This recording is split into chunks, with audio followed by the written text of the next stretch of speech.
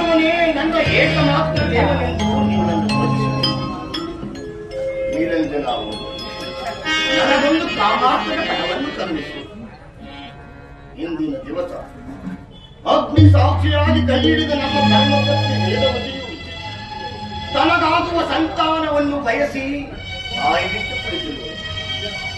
ಎನ್ನ ದೇವ ಬರಬಹುದೆಂದು ನಿನ್ನ ಬೇಡ ಸ್ವಾಮಿ, ನನ್ನ ಮನದಾಸೆಯನ್ನು ಕರುಣಿಸಬೇಕೆಂದು ಹೇಳಿದೆನು.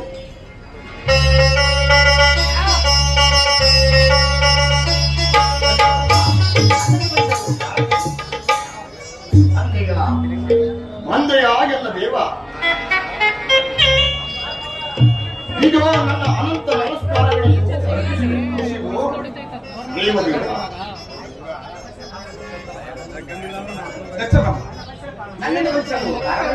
ದೇವದೇವ ದಯಮಾಡಿ ನನಗೆ ಸಂತಾನ ಭಾಗ್ಯವನ್ನು ಕರುಣಿಸು. ಆದರೆ ನಿನ್ನ ಶಿವಭಕ್ತಿ ಎಂಬ ಗಿಡವು ಹೂ ಬಿಟ್ಟು ಕಾಯಾಗಿ ಅನೇಕ ಹಣ್ಣುಗಳಿಂದ ಕೂಡಿದ ವೃಕ್ಷವಾಗಿರುವುದು. ಹೀಗಿರುವಾಗ ನೀನೇಕೆ ಚಿಂತಿಸುತ್ತಿರುವ ಪೂರ್ವ ಕರ್ಮದ ನರಬಂಧಕ್ಕೆ? ಎಲ್ಲಿಂದ ಬಂತು ದೇವ? ನಿನ್ನನ್ನು ನೋಡಿದ ಮೇಲೆ ಪೂರ್ವ ಕರ್ಮದ ಋಣಾನು ಅಲ್ಲ. ಮನಸಾರೆ ಮೆಚ್ಚಿಸಿದೆನು ಮಕ್ಕಳಿಗಾಗಿ ಮಹೇಶ್ವರ ನಿನ್ನನ್ನು. ನೀನು ಕೊಡದ ವಸ್ತುವಿಲ್ಲ ಈ ಜಗತ್ತಿನಲ್ಲಿ, ನೀನರಿಯದ ವಸ್ತುವಿಲ್ಲ ಈ ಬ್ರಹ್ಮಾಂಡದಲ್ಲಿ. ನಿಜ ಭಕ್ತನನ್ನು ನಿರಾಕರಿಸದೆ ಸಂತಾನ ಭಾಗ್ಯವನ್ನು ಕರುಣಿಸು. ಈ ಪುರುಷರುಗಳಲ್ಲಿ ಯಾವ ಸಂತಾನ?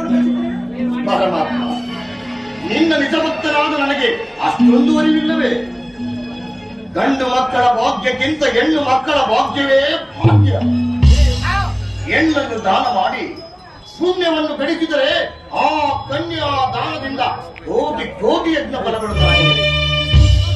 ಅವರು ಸುಪುತ್ರಿಯರಾದರೆ ಈ ವರಗಳನ್ನು ಸರಿಗಳಿಸುವ ಸೂತ್ರಧಾರಕರಾಗಿ ಅಲ್ಲಿ ತಾಯಿಯರಿಗೆ ಮೋಕ್ಷದ ಹಾದಿಯನ್ನು ಕಲ್ಪಿಸಿದರು. ಆ ಹೆಣ್ಣು ಮಕ್ಕಳ ಪ್ರೀತಿಯು ತಂದೆ ತಾಯಿಯರಲ್ಲಿ ಗಂಟು ನಿಂತಲು ಅಪಾರವಾಗಿರುವುದು.